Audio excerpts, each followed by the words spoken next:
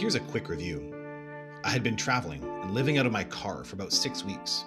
I started in Victoria, right here, and explored southern Vancouver Island, as I detailed in the traveling video part 1. Now, I was moving northward, exploring, living freely, and going on a whim and being intuitive. I decided to go to Hornby Island, which is right here. I decided to go to Hornby Island and camp on Tribune Bay Beach for a couple of days. That's when I had a contact event with non-human intelligence. Contact event number 8, Hornby Island, April 1998, and I was 20 years old. So here's how it all began. I was camping right here, just up from the beach. On the first night, I had a fire going and was eating out of my cooking pot facing east, so facing this way. When suddenly, out of the corner of my eye, I saw an object about a kilometer away, possibly less, shoot up in front of me at roughly a 60-degree angle. And then it stopped. It was a red flaring ball. So this here is a sighting that was caught on camera on October 29th, 2025 in Colombia.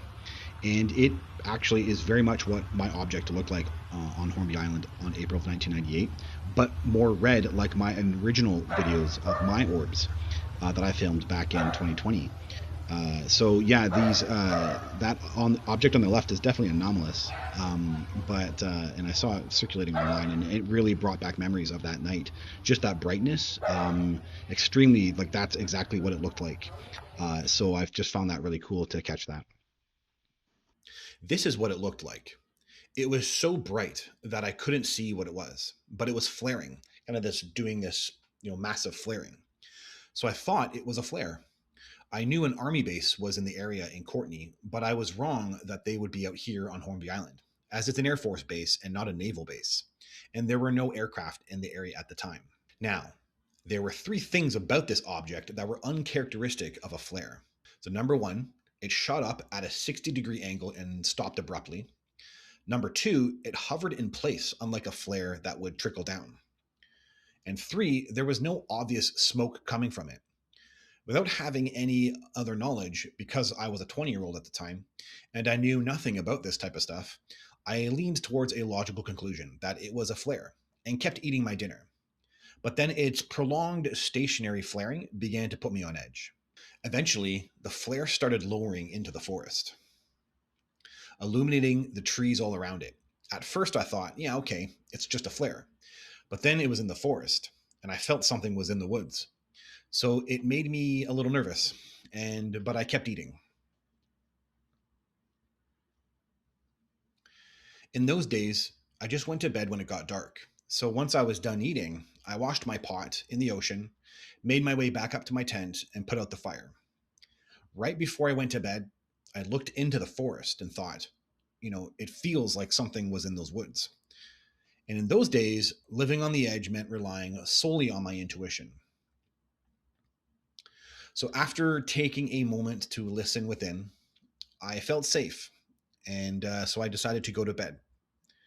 And then that night, I woke to a disturbing dream.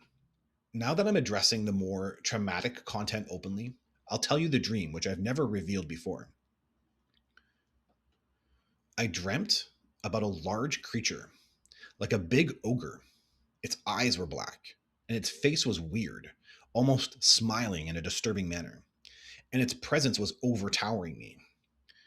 Now, upon awakening, I knew this was the faceless presence associated with the rising, but I didn't assume the creature itself was that presence, because the dream felt like it was created from my own subconscious. But I thought I was dreaming about the presence, though I had no context to understand the dream, and it would be left as a mystery. As I woke up, I said out loud to myself in the tent, "They were here." I didn't know who, just that presence. It was the first time in my life that I had said this upon waking, and I would never say it again. So it must have been about 3 or 4 in the morning, based on the position of the crescent moon hanging over the ocean, when I got out of my tent to take a pee. When I got out of my tent, I saw a woman about 20 feet away from me, and she was standing on the rocks, very close to my tent. And it was confusing. I was kind of like, what the hell's going on? And it was really weird because it all felt connected. I had seen that object last night, and then I said out loud they were here, and then there was a woman right by my tent. And not just that, the sight was haunting. She faced away from me, looking south towards the water and the crescent moon. Her hands were down by her side as if she was just caught in the moment, staring out over the water. Her hair and dress were blowing in the wind. It was a strange feeling. I was in my underwear and didn't want this person to see me and make her uncomfortable. So I did my business and I went back to my tent. The next morning, I sensed something extraordinary had taken place. Yet I remained clueless about its nature. I had no idea I was experiencing contact events with extraterrestrial beings. All I could comprehend was that a mysterious and mystical occurrence had taken place. The following day, as I walked across the field, I could feel that red object I had seen the previous night had been there. It had been on the field, but I couldn't fathom how. Later, I assumed I had an astral projection or something happened in a dream state. Interestingly, it turns out all these years later, it was the former, and I was right, which I'll get into. As the days passed, I wanted to meditate on that night, but I just didn't get around to it. I was detached and then forgot about it. Obviously, now, the part of me that wasn't supposed to focus on the events, the command that the elder had given me during my first contact event, was at play.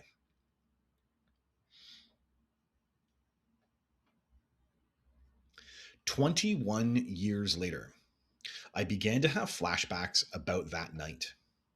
I had confirmed to myself that I had alien contact after discovering a screen memory on July 1st, 2019, which at first unraveled the first 7 contact events. Forgetting about this night, I later recalled that I'd seen a red flare that had put me on edge one night on Hornby Island.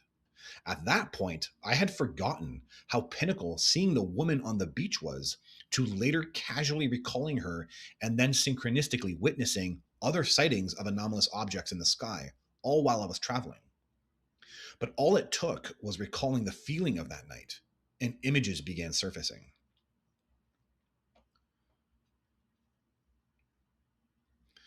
The entire biological event with the elder came out like a warning before the regression, and it was vivid in my mind. I could see the room, the light bands on the wall, and her in her hybrid type body. The aftermath was disturbing as I hung on to the edge of the bed.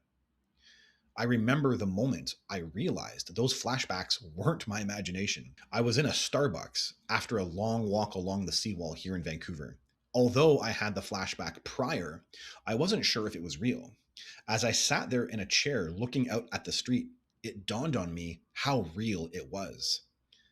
The moment, repeating in my memory, associated with that red object I'd seen at Hornby Island. The elder, whom I'm connected to, was in my mental space at that time, witnessing the awareness dawn on me. She then telepathically winked at me and said, "You liked it." In that moment, the reality of our biological event sank in. Before the regression, I had other flashbacks.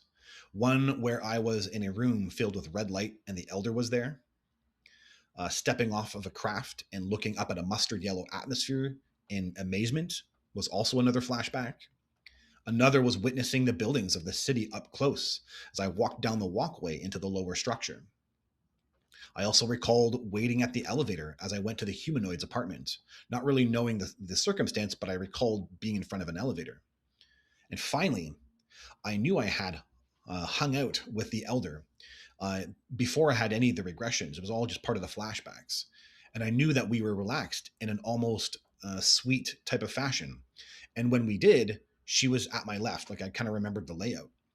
But I didn't know I was in her residence. With these flashbacks, I approached the hypnotic regressions. Yet there were specific things that came to light in the regressions that would prove to me that I did indeed visit Venus, all of which I'll get into.